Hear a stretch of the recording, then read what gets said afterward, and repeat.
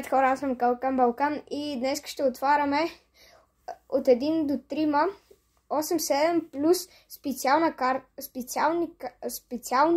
карти, извинявам се, Player Pick.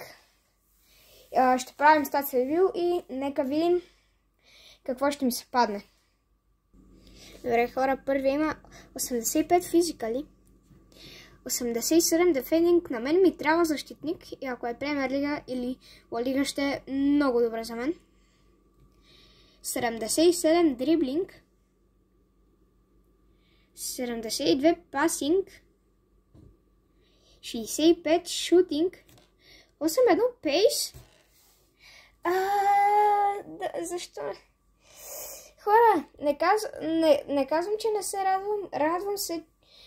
Не е лош, но трябваше да е Ла Лига или Премиер лигата. Добре, нека видим втория.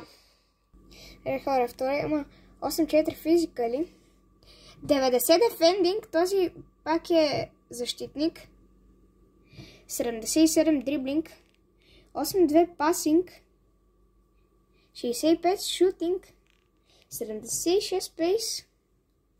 Хюмус. Защо са и двамата? Защо и двамата сте от Бундеслигата?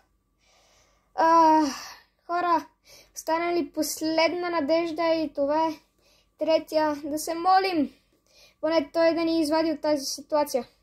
8-4 физикали, 56 дефендинг, не е защитник, 8-5 дриблинг, 80 пасинг, 8-4 шутинг, 90 пейс. Турам. Хора, нямахме късмет. Ще избера... Даже дори и аз не знам кой да избера, хора. Ще избера Хюмус, защото първо, че няма ми влезе в отбора, а е най-високо рейтинг. Добре хора, това беше за мен от днес. Не забравяйте да се абонирате и да харесате видеото. И ай, чао!